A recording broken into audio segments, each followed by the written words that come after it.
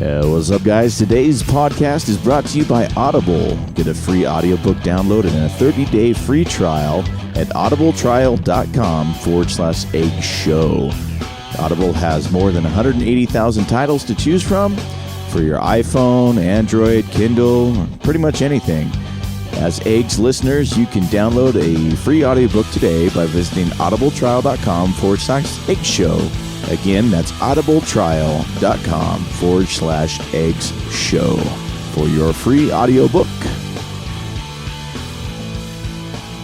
Hey everybody, welcome to Eggs. On today's show, we have not just one, but two special guests. First, and in no particular order, we have Ben Burns.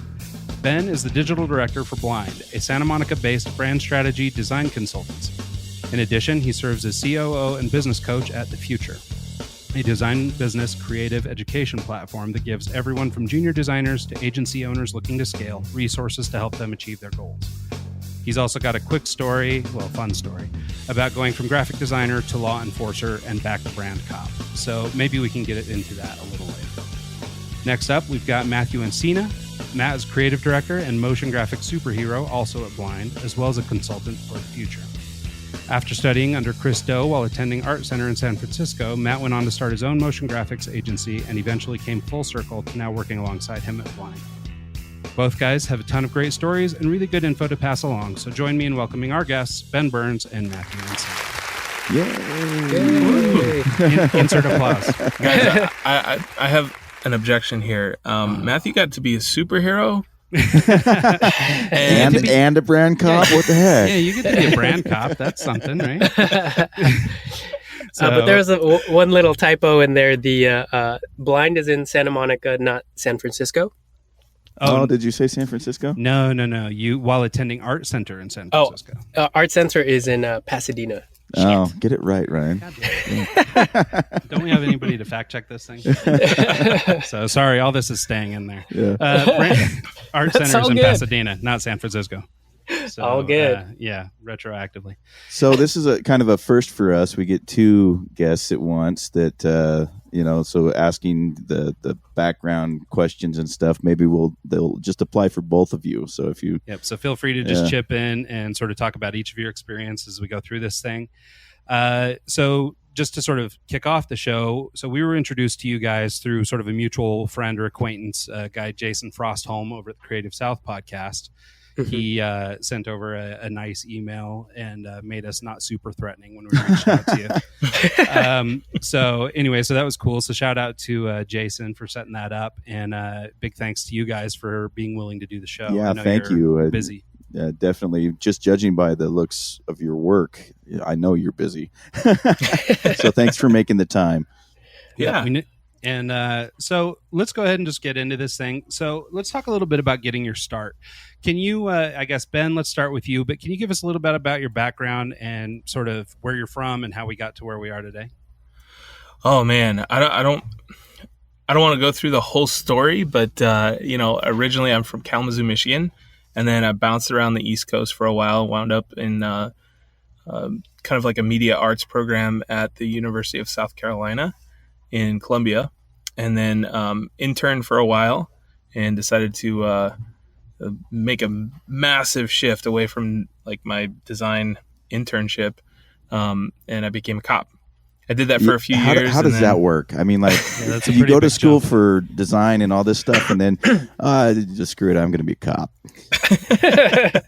He's like, I was watching a lot of like 24 and Jack Bauer and stuff, and there was one episode on cops, and it just did it for me. Got it.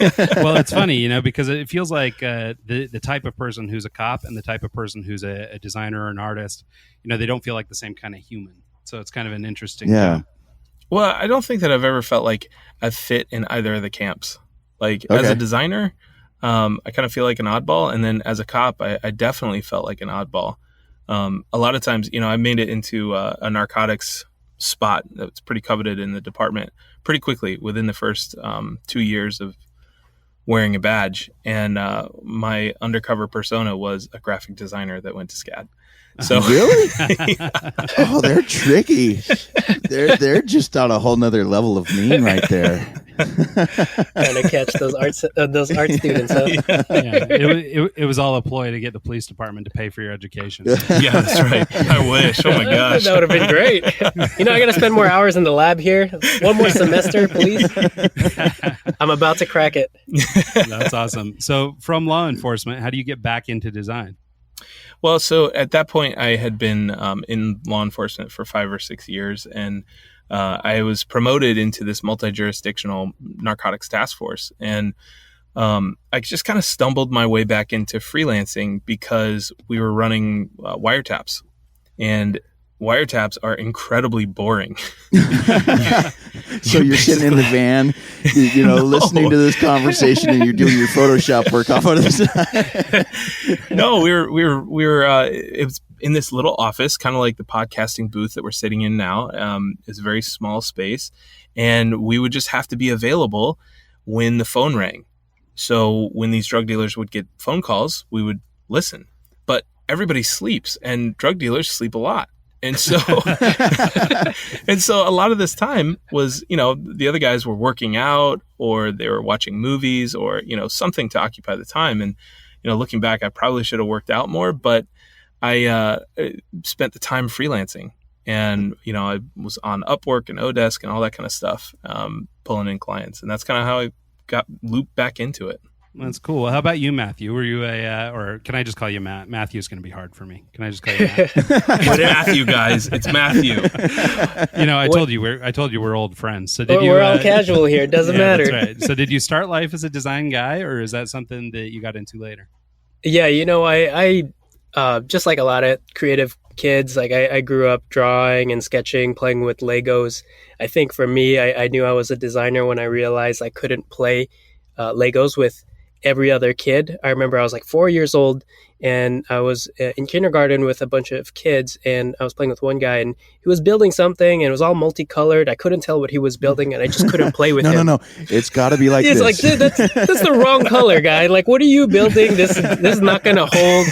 And I got really upset and frustrated, and I think that was the moment that I knew that I was destined to be a designer or creative of some sort. Creative director was born. Yeah, exactly. Yeah, that's awesome. Yeah, so I followed through that pretty much my whole life, and luckily I had pretty good support from my parents and the people around me. So I've always been able to pursue and follow, almost naively, a creative career the way that I have. So were you always a video guy or a motion graphics guy, or did that kind of something that came on later? No, early, luckily I started learning about like digital design tools in high school, and I was learning Photoshop and the Creative Suite there. I got exposed to a little 3D animation there. I wanted to be a 3D artist working on a film, like a Pixar film or a Star Wars film, until I had a studio visit. I went to a studio and I saw 100 dudes working in a dark pit of a room, all working on the same frame. And that kind of killed my dreams for wanting to work in the visual effects and 3D industry for a while. So I ventured off into doing more graphic design, more static stuff. And then eventually, after a little bit of school, I pursued a short career in editorial design, designing layouts for a magazine, and eventually went to Art Center to get my bachelor's in graphic design. And I went there mostly for, static design, graphic design. And halfway through, I started meeting some individuals that were really into motion design, which was pretty huge at the time. That was around 2006. And then I also it was just hitting then. It's been around, but it was getting to the peak, where I think around 2007 was probably the big peak for motion graphics. Well, I think it's like in that period of time, I think stuff was starting to get affordable. So smaller people could buy, the motion graphics work, where previously it was sort of reserved for people with giant budgets. Right. Yeah, no, it was still very prominent in TV commercials at the time. So it was really big. So I was just coming in at the right moment. And also at that time, Chris Do, the founder of Blind and the Future, was an instructor there. I took his class. That changed my course pretty significantly. And for the rest of my time at Art Center, I converted over to learning about motion graphics and eventually interned for Chris at Blind and freelanced around a bit and ended up landing a job over here at Blind. So both of you work at Blind right now. How did you meet Chris? Well, Matt met him at Art Center, but Ben, how did you come to Oh, meet him? my bad. I'm sorry. Listen, guys, you got this all wrong. I just got fired from Blind. I did. I'm now full-time employee of the Full-time future. in Future? Yeah. Well, Nice. Well, congratulations. Thank you. Yeah. It was a quick transition. You know, Yeah, I'm sure. got back on my feet fairly quickly. Literally turned around in the chair, went to the bathroom, came back. Yeah. But no, I still work with Blind. The future is really our future. And so, you know, Oh, you took that we're pun eventually from me. I was going to do it at some point. He was I even saving had a that. note He there. had that underlined in his sketchbook. Yep. I even made a comment in here that says "pardon the pun" that was going to go right in between that. So don't you worry, we might circle around and reuse that joke later. But yeah, so we're slowly transitioning everybody over. How I met Chris. I guess to sort of tie it together, maybe before you do that. So because we had a question a little bit later about moving from freelance to self-employed to now working for Chris, or working, together at the future. Can you talk a little bit about? So I know each of you sort of had your own businesses prior to this. So Matt, having met Chris at Art Center, eventually came around. So as a person, I guess in order of timeline, you were working for yourself, or you had your own business when you met Chris? Yeah, when I met Chris, I was still a student because I enrolled at Art Center. And then when I got out, again, that was the peak of the motion industry where money was just flying around everywhere. Advertising dollars were just flying around everywhere. So me and my peers at the time, we were getting jobs while we were still in school. So, 2 days a week, we would go to school and try and jam all of our homework into those 2 days. And the rest of the days, we would be focused on doing client work. I remember one of the jobs we did was for PlayStation, and we were just a bunch of college kids. And I didn't understand how that work landed in our laps. But it was just, at the time, there was more work than there was talent out there. So we just were very, very fortunate. So right out of college, after a little bit of freelance, me and my peers, my colleagues, we got together. We formed a company, a motion design studio called Born, and we ran it for a couple of years. But of course, midway through that, right after 2007, the peak and boom, 2008 hit, market crashed, and then we realized everything we didn't know about running a business. And we failed pretty hard, and I learned a lot of great life lessons from that. And I think that experience has definitely scarred me for a while as far as wanting to ever run a business on my own ever again. Cool. All right. So, and then Ben, you also had a little side hustle or a business or a something going on before your time at the future, right? Yeah, definitely. So while I was, in the wiretap room, I was freelancing for really small clients. I mean, we're talking like $50 logos, $100 logos here and there. And eventually I was like, holy crap, I am making more money doing this little side hustle than I am, wearing a badge and putting myself in danger. So I made the decision to jump ship and started a full-time, what I called then freelance business, but it was just a small studio, branding shop and digital shop. And I started to become kind of like burnt out. Which is funny because the business name was Burnt Creative. But, so it was appropriate then, at least. Yeah. Perfect. I love that website, by the way. Oh, thank you. Thank you. It's really unique. I like it's the pretty way fun. you used He the was going slider. off on the slider. Yeah. Oh, thanks. Yeah, it hasn't been updated in a while, obviously. But Yeah. There's the under construction guy there, like digging and doing work. Yeah, so basically, I started to get burned out because I was working 18-hour days. I mean, I loved it, but I was grinding it out. And my wife and I were like looking to move, and it was just it was kind of a tough time there. And then I found this YouTube channel that was named The School at the time, and it was Christo and Jose, and they had like 3 videos up. This is in like 2012 or early 2013. And one of them was like dealing with difficult clients or something like finding bigger clients. And I watched the video and everything started clicking into place. And I was just like, oh my gosh, this guy makes so much sense. And so right after we moved to Richmond and I was still working out of my house, I sent Chris a thank you note on Facebook. And I was like, listen, man, I just wanted to thank you for what you're doing. Please don't stop. But you're saving me from the brink of burnout. I'm actively applying what you're teaching. Thank you. And I just sent that thank you message just to make sure that he kept making movies. And he hit me back within an hour and he was like, hey, do you want to chat? And I was like, with me on the phone? Sure.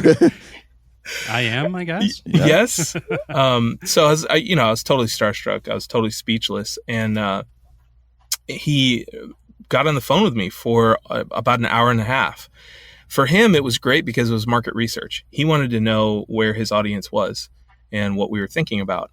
And for me, it was basically mentoring. Right.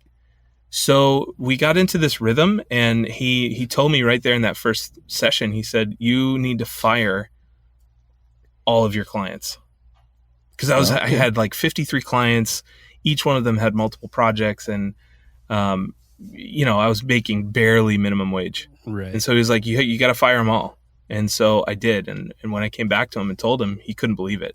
Wow, yeah, that's pretty bold advice. Did you hit like bulk email and say bye, please? Everybody CC. It's been fun. We'll see. Yeah, no, I mean, I don't know what you guys know about me, but I work in advertising and marketing as well. And so it's funny hearing you say these, or go through these stories, because I've felt the burnt out. I felt the 18-hour day. I felt all these same emotions. So I know exactly what you're going through. But to be brave enough to fire clients, that's one that, luckily, because I guess as a creative, I'm sort of naturally introverted. I never actually had to make those decisions. They would just slough off over time. So I was scared having to do that. Yeah, no. But that's pretty bold. That's a big statement. And to be brave enough to actually do it, is pretty, a statement to you as well. So going from a Facebook message to a conversation to working for him, did you relocate? Did you just kind of... Yeah. So he mentored me for about 3 years and helped me grow from just me in my studio apartment to a full office downtown Richmond. And I, at one point, at our largest, I had 5 employees. Oh, wow.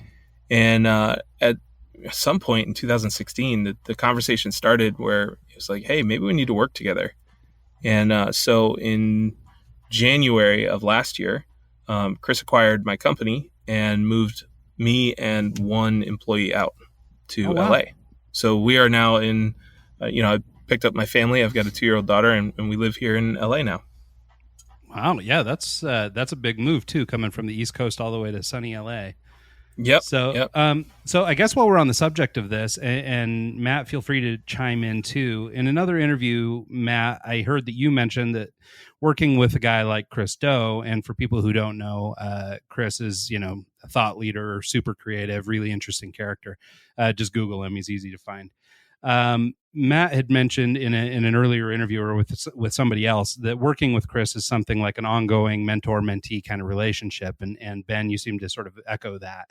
I wonder if in general, not necessarily in your own experience, but if you were advising younger creatives or people coming through the pipeline now, what do you think the importance is of finding a mentor, not just as a creative, but as an entrepreneurial helper or whatever? Like, what do you think the sort of the value of mentorship is? I think the big thing for mentorship is just to get the guidance to help you establish a path forward, or at least your North Star of where you should be heading. Maybe not necessarily all the steps to get there, but just helping you give a little bit of clarity to what direction you should be headed in. And I think another thing that mentorship provides is also avoiding potential landmines as you get there. I remember when I started my business right out of school, Chris thought I was crazy. I remember I called him up. He was very nice at the time. He's like, "Hey, Matt, how's it going? Tell me about your business. How's it going?" It's like, "Oh yeah, I started a business with my colleagues. There's 6 of us total." And he stopped and he's like, "What? 6?" Like he's like, "That's a lot of mouths to feed, man. That's a little crazy. Like, I don't know what you're thinking." And I mean, he was totally right. Like, it was pretty stressful to keep everybody fed at that point. But throughout that process, he gave pretty good advice and just some clarity. So the good thing about Chris and just being around him is that he was able to help me gain a little bit of clarity, because he's a few years ahead of me. He has a lot of wisdom. He's a super learner. He'll learn something today and teach you tomorrow. And he's just amazing at that. And he's constantly pushing me. So, I mean, the only reason why I've stuck around Chris and at Blind for such a long time, which is, altogether probably about 10 years now, is because he's constantly pushing me and I'm constantly growing. So I think having that type of relationship, having that type of energy where somebody can hold you accountable, can teach you something, and can push you forward, and you could do the same in that relationship, because I feel like I give a lot back to him and work really hard under him. Yeah, I think that's really important. Yeah, it's nice to have that energy between two people. Yeah, it's nice when it's a two-way street and it's not just somebody taking. And you guys can tell me if this is your experience too, but one thing I've found with mentors is that it sort of, well, a lot of times, everybody tells you trust your gut, trust your gut, trust your gut. And sometimes when you have a mentor that you can kind of rely on for that information, you find that a lot of times you might have known the answer, and having somebody sort of affirm what you thought, I think does a lot for sort of building confidence, especially in young designers. But as you grow or, take on a new challenge, starting a new venture or whatever, even though you may have a good sense for what you should be doing, hearing it from somebody else can sort of help give you the nudge you need or give you the confidence you need to make that decision. So, Ben, now you're full-time over at the Futur. I assume you kind of manage the website and all that stuff, but you also are a consultant on there and a coach. Can you talk about going from being, just an employee to being someone that does consulting? Yeah, definitely. Yeah, sure. In the 3 years that it took me to grow my business, I realized that, as a designer, as somebody in the branding space and digital space, you kind of have to do a little consulting. Right? It's all about asking the right questions and trying to pull the right information and insights out of somebody. And so after I realized that, the amount that I was able to charge, my confidence, all this kind of shot up. And so going from owning my own business and then being brought on board here with the Futur, consulting other people is just a fantastic way that I like to actually give back. And, sure, we sell consulting hours, but, I'll also call some of the fans over Facebook or something and try to give back, just like Chris did with me. Yeah, and maybe to just elaborate on that, we've seen a couple of your 1-minute portfolio reviews and things like that on Instagram. I guess that's sort of what you're alluding to, is this idea of giving back in that way. Yeah. And it's just like, the best thing about working with Chris and being mentored by somebody that's that intelligent and that smart and that experience is that, like, your career or your business, your journey is basically like walking down a long hallway with a lot of doors. And a lot of times those doors don't have windows on them. You can't identify what's inside. And it's just like, you either have to just decide to walk through and make that decision and go, or you just continue down the hallway. And having a mentor or being able to mentor somebody, it's like having somebody on the other side of the door or somebody with you that's saying, hey, look, guy, I've been in there. You don't want to go in there. You want to stay over here where it's safe. Or it's like, dude, there's gold over here.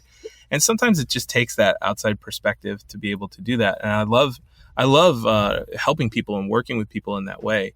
One thing that I always do say, I am very, very far from being an expert in anything. And so all of my people that I've been helping and consulting, it's just, I will share the lessons that I've learned through the School of Hard Knocks and give you that outside perspective that some people need in order to make hard decisions. So yeah. It's, sorry to cut you off. Go ahead. No, go for it.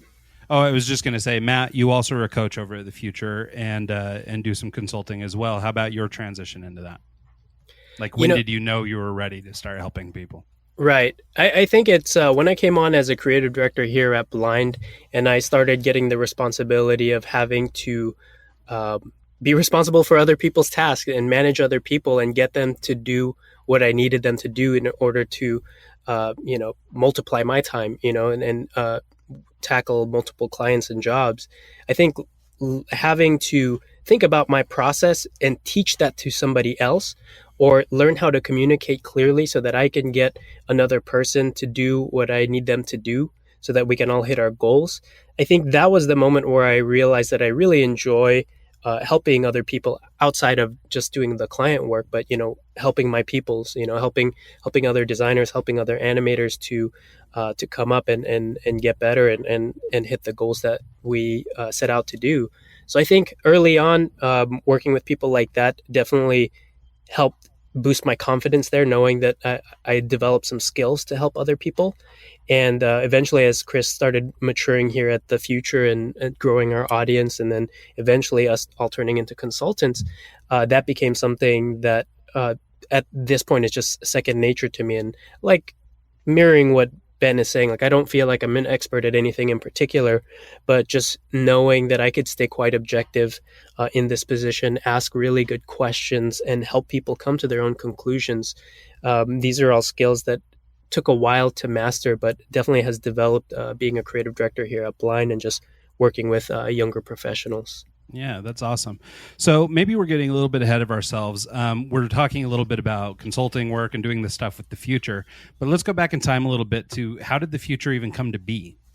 And for anybody that's confused by all this Futur and time talk, Futur is the platform. It's the name of the platform. And it's spelled I apologize in advance for the confusion. Futur. So if you're looking for it, it's Futur. So that said, How did the Futur come to be? I guess this is one of Chris Doe's ideas, but can you maybe talk a little bit about the early days, how we decided to start doing this and where it came from to what we do now? Maybe you can give a better explanation. Well, Ben, you came across Chris from a video. I'm assuming that was kind of the very start of like to this. Yeah, exactly. Oh yeah, that was awkward, Chris. that was awkward. If you go back in the bowels of the YouTube channel and look at those early episodes, he's so nervous and he's so excited. It makes me feel so good to see that. Yeah, I can't tell you that. I mean, I don't know Chris. We relate a lot to that, but just don't listen to our first 20 episodes. And kind of, know. Well, and it's funny because like I don't know Chris at all, but like he looks so slick and polished right now. He's a little bit intimidating. And so that's awesome. Yeah. There's some old footage of him out there not looking so slick. So I think it's just he has a couple of passions, right? He loves doing this design work. He loves in this creative sphere, but he also loves education. And so I think he thought he found the perfect mix when it came to teaching at Art Center. And I think that satisfied a need for a long time. But he also really likes to make money. And he doesn't, right? That's a big part of it. I mean, like, teaching is not. So he was looking for the intersection of that Venn diagram where it's like design and creativity, teaching, and something that we can make money at. And that's what's culminated into what is now the Futur. Okay. Yeah. Okay. So that's cool. So, so let's talk about just the platform in general. So, Chris is obviously a creative thought leader. And so a lot of the content you guys produce circles around creativity. There's also a fair bit of entrepreneur speak and building agencies and things like that. Well, can you just sort of give the elevator pitch on what goes on at the Futur for the layman? Sure, we don't have one like ironed out, so I'm going to toss it all to Matt. That's It can be a really long elevator ride, by the way. Nothing but time, so don't going to the 54th floor. So, the Futur really is a content and education platform, and what we do is we teach creativity, business, design, user experience, everything that kind of falls under creativity and running a business. And what we do is we've taken all the years and education that we've learned from Art Center, that we've been privileged to have, all the experience working with clients, running a business. Blind has been around for 22 years. Taking all of that, all of the know-how that we've learned, and sharing that very generously with the public, because we realize that there's people around the world who do not have access, whether it's in terms of money, to be able to access this education, or they're just in a location that doesn't allow them to have really good private education. So we've been very fortunate to be in the places that we've grown up and have the experience we've had. And we really just want to share that with the world. So most of the stuff that we do is 100% free through our YouTube channel, which is The Future is Here on YouTube, and a lot of free content on our website, thefuture.com. So that's been primarily the kind of like the core of what we do. On the other side of things, we realized that we could scale our time by putting ourselves on this public platform, which is YouTube and all these social channels. But like Ben said, Chris likes to make money too. So over the past maybe year and a half or 2 years since Ben has joined us, we've been trying to figure out what's a good business model, like a business model for us to make money off of all the goodwill that we've been putting out there, because our time is the most valuable thing that we have. And I think the things that we do charge for are things like consulting for courses, things that we spend a lot of time behind closed doors kind of putting together outside of the normal content to really help elevate people to that next level. So a lot of the content we put out there really just allows people to level up, learn all the things that we learn. And then for those few people who really want to concentrate and move up even higher, we have paid content for that. Yeah, so the paid content includes stuff like, design fundamentals, UX design, hand lettering, you guys really get specific, and like you can take a UX masterclass, and I just break that down for me. Like if I were to sign up for that, what would I be doing? It depends on the product. We sell, The Future really started as a YouTube channel called The School. And then we started selling these information products. And the first one was Core. And Core answered a very specific gap in the creative process that design schools don't teach. And so Core is like a downloadable product. It comes in PDF form, but it's hundreds of pages. And it walks you through the different exercises that you can use to onboard a client and run through a strategy and discovery session that helps them get there. The UX Masterclass is kind of it's a very similar thing, except we use video.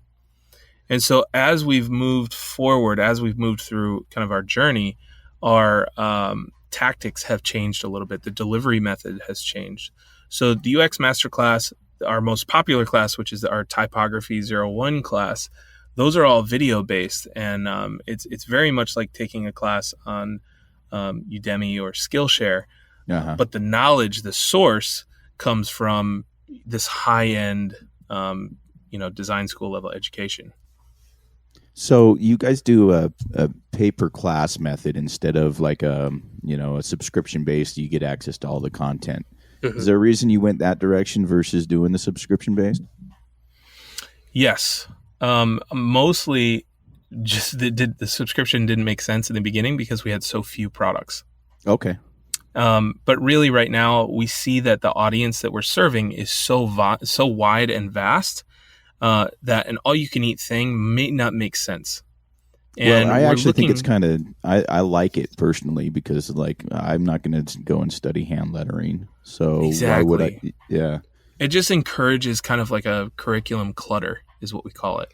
Yeah. So we were looking really to just have these tracks that our entrepreneurs can go down, or maybe somebody that wants to skip college altogether but still wants to learn design fundamentals. We want to have these like very streamlined curriculum tracks that they can journey down through. Do the students or the people that take the course, do they get some sort of a certificate or something that they can show on their their resume or LinkedIn profile or something like that? At this point, no. Okay. So because our classes are a little bit unmonitored, so the typography class, we're not asking for them to submit work to us to get reviewed. So we're not going to give them any kind of certificate. That's going to come in the more higher end class. Now, the first certificate that we're offering was for the boot camp that we just finished. And this is a business and sales boot camp. It was a really very intense 8-week class. We met with the students 3 times a week, and they were trained on sales tactics. Now, so those guys are getting a certificate because we know that they've done the work, they've done the practice, and we have proof. But we're really, we want to make sure that our brand is very, it's represented well. Well, I like that. Yeah, I think props that's pretty on that. smart.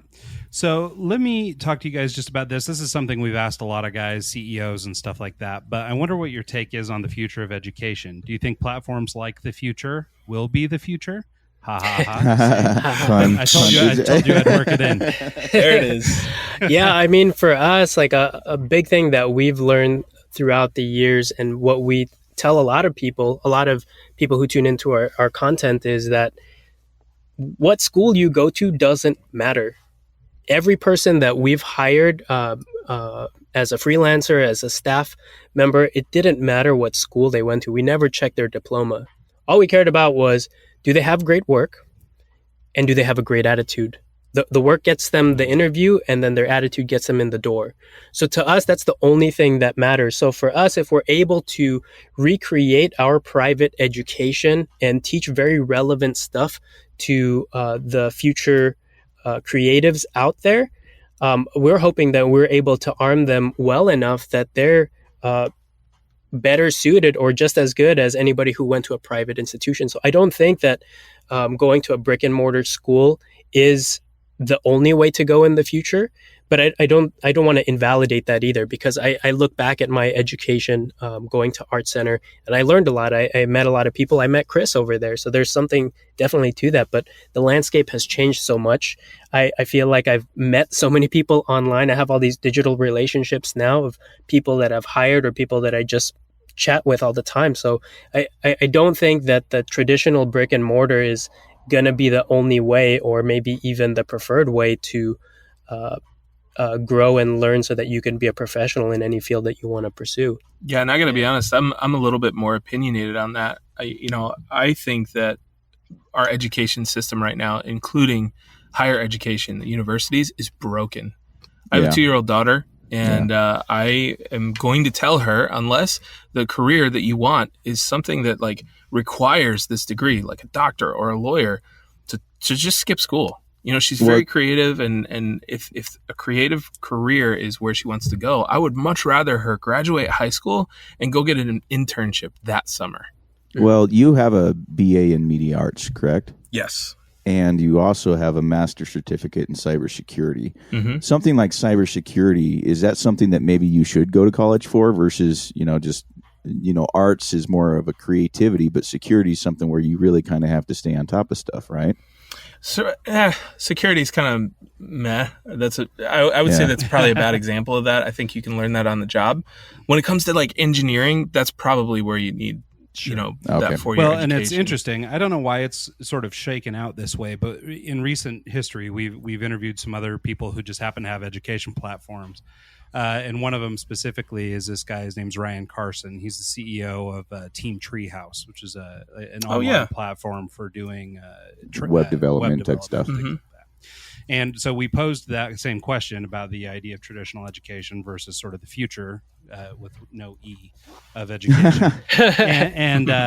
and it's funny because a lot of people are sort of landing in that same spot. And what it feels like to me is like a little bit of a renaissance of the trade school.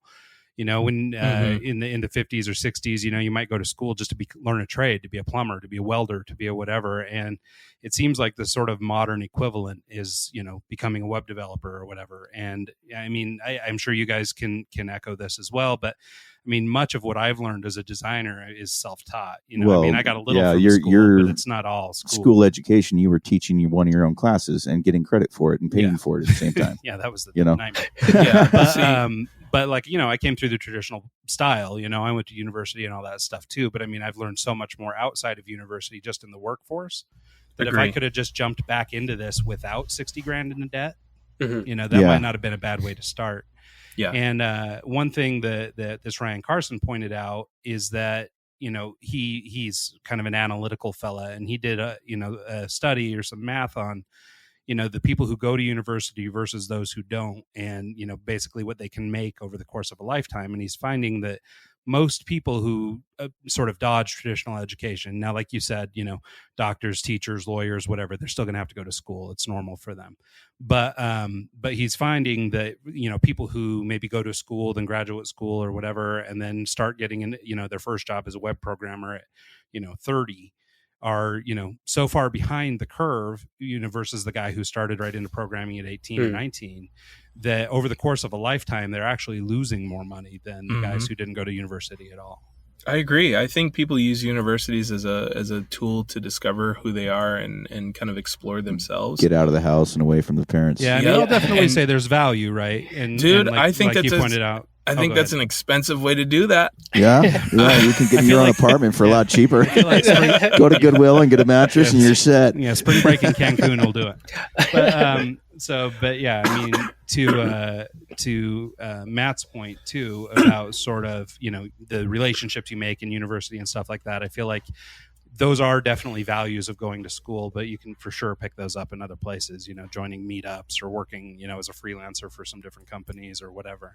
Right. But yeah, I mean, I wonder now that we talk about it, since most of us here are creative introverts by nature, I think about art school and you're with your tribe. You just bunch together, right? Otherwise, you probably wouldn't have ever talked to each other. You're the kid in school where you're just like, okay, I have my buddy and that's it, but we never talk to the cool kids or anything like that, right? So I wonder, as we talk through this, the value of that, having a higher education, especially something that's focused in creativity, where maybe by nature we're a lot more introverted.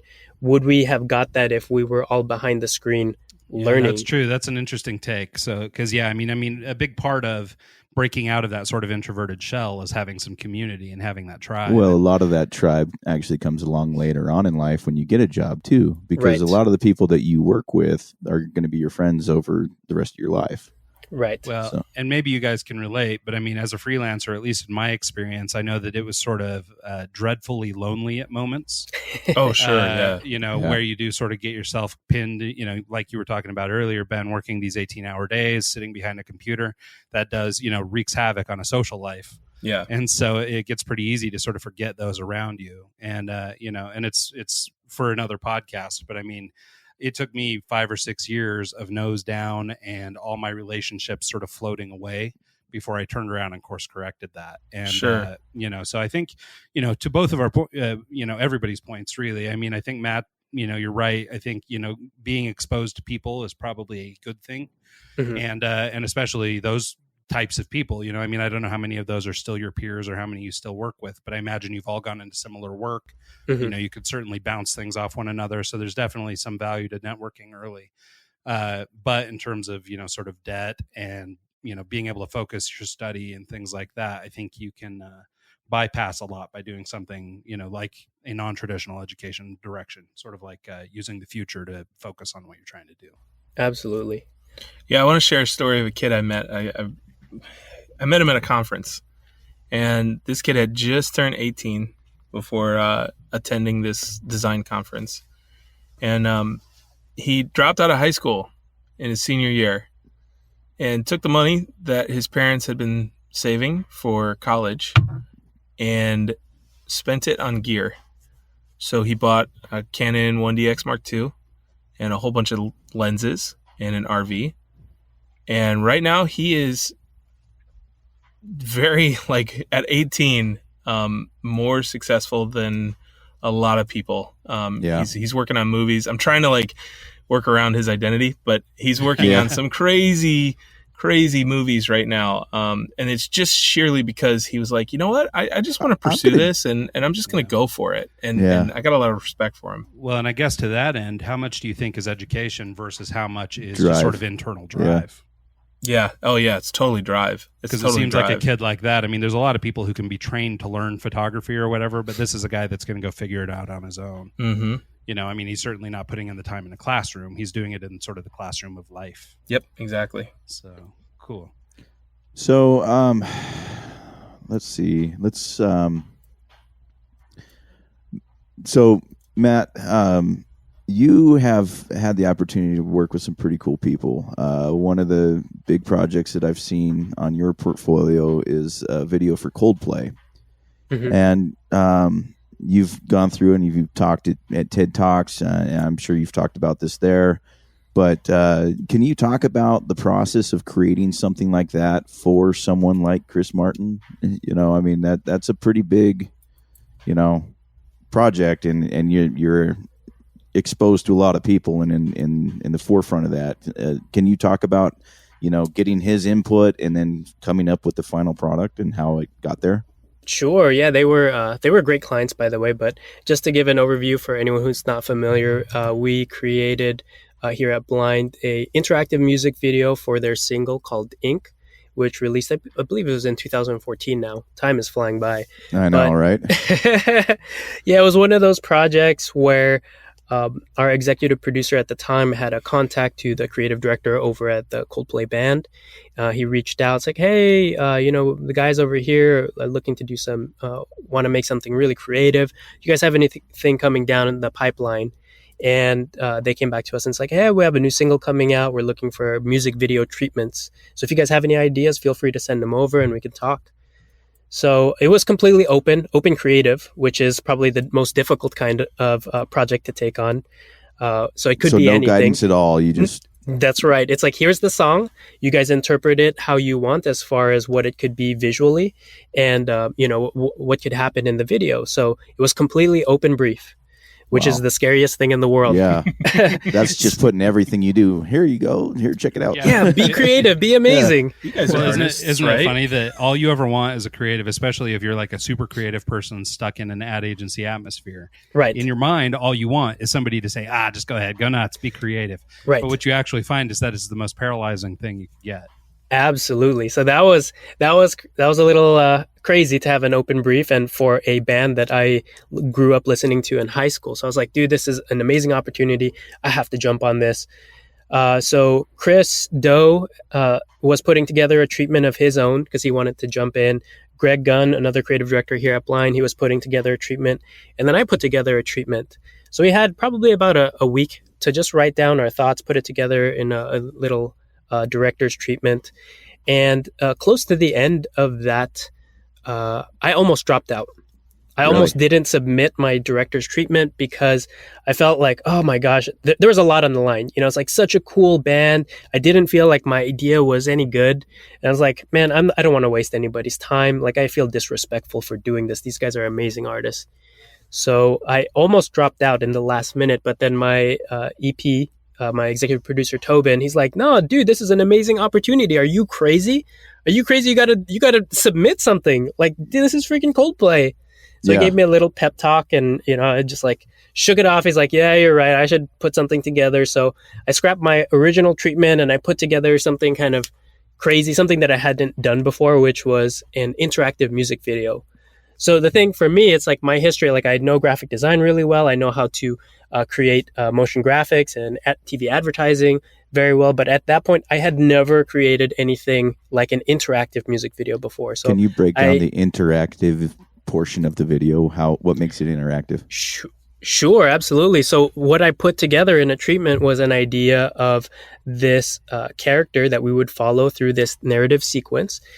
Through the music video, and at certain junctions in the music video, you could choose his path. So it's kind of like a choose your own adventure book video from back in the day. Exactly. So at certain points you can, this is super fun. So, there's multiple junctions throughout the story where your decisions determine the outcome and the video that unravels before you. That's awesome. That's what I pitched, and I didn't know how to make it, but I pitched it because I was like, I gotta win this work. A few weeks went by, no call. I was like, they hated it. It's a dead job. It was stupid. Then we got a call. It's like, oh, hey guys, we Chris Martin saw the thing. We love it. When can we make it? And then I was freaking out at that moment. I was like, oh my gosh. It's like, I pitched this crazy thing and I don't even know how to do it. So I started calling up all around town, all of my entire LinkedIn network of developers and interactive folks. And it's like, hey, I got this crazy idea. How would you make it? How would you make it? And each one of them gave me different answers. Like, oh, we could do it this way. We could do it this way. And even some of them were saying like, yeah, this could be really cool. The technology is going to get there eventually in the future. And I was like, what? Are you kidding me? Like, I need to make this. It's like, I need to we've make got this 2 weeks now. Yeah, exactly. It's like, I got to make this now.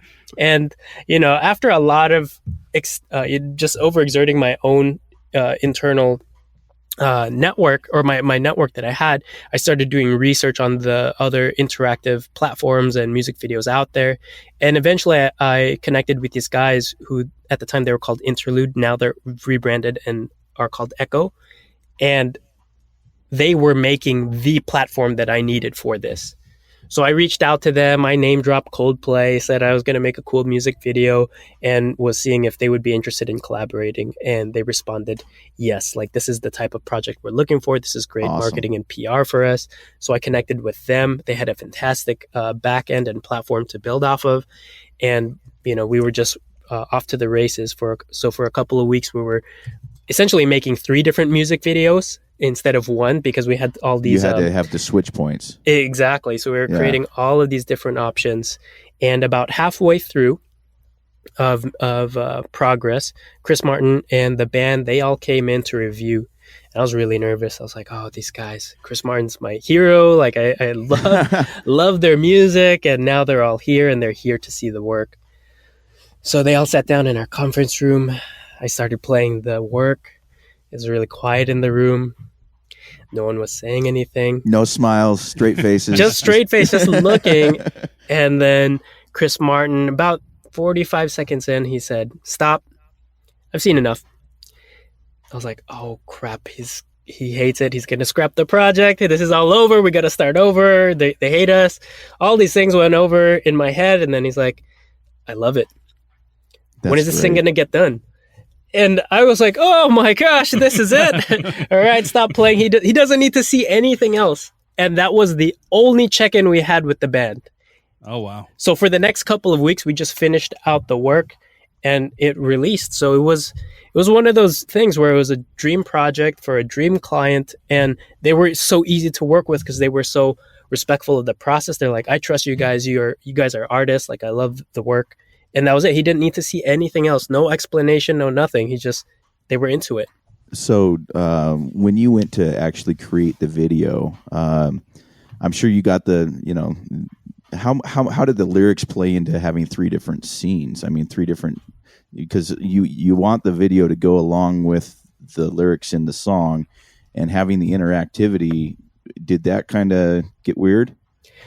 No, I think we were looking at the song, and with a lot of music and a lot of art, the viewer can interpret it in many different ways. So for me, when I listened to the song a couple times, I thought it could be looked as a hopeful love song of somebody who's trying to chase after this long lost love that they have, or it could be somebody who is chasing the ghost of a long lost love and something that will never come to fruition again.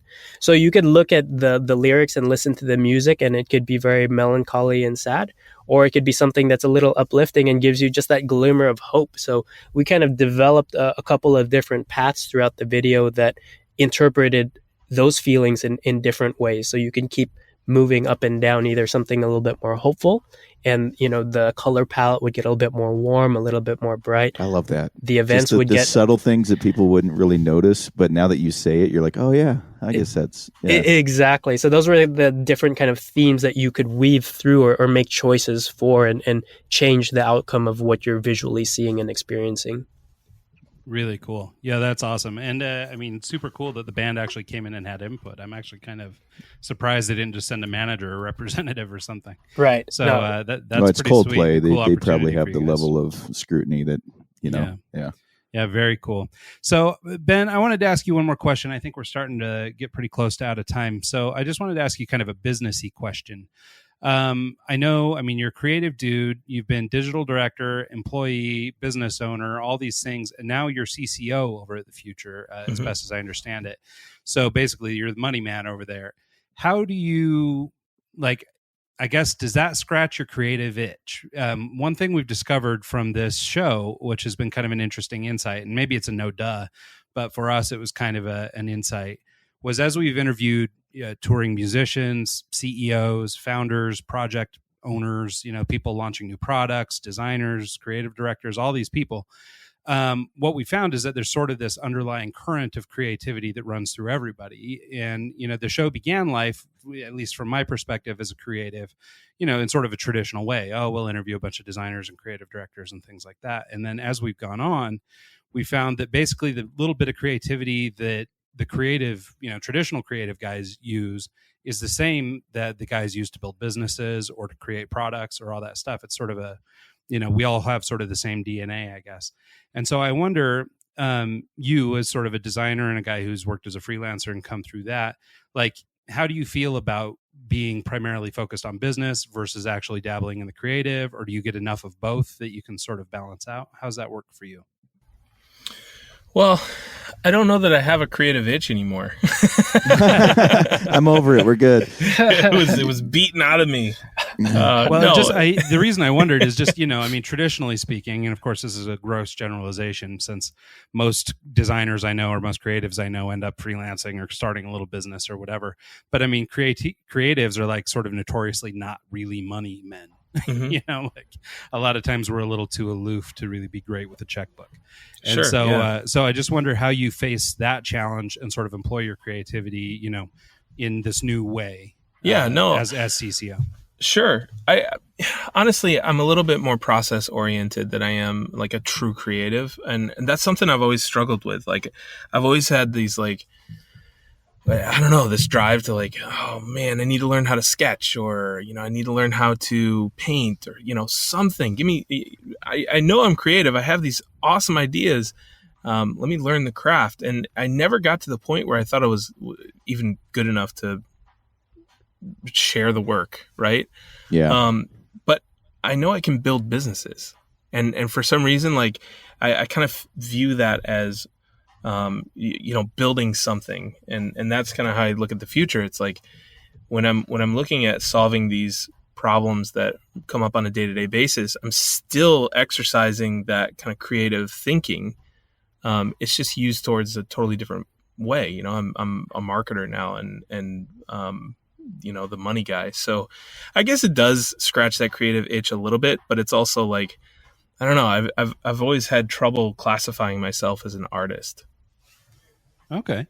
Well, I guess that makes sense. And you said that you're a little bit more of an analytical or a process-driven guy, and I guess that makes sense. You had a lot of interest in photography when you were younger too, mm-hmm. right?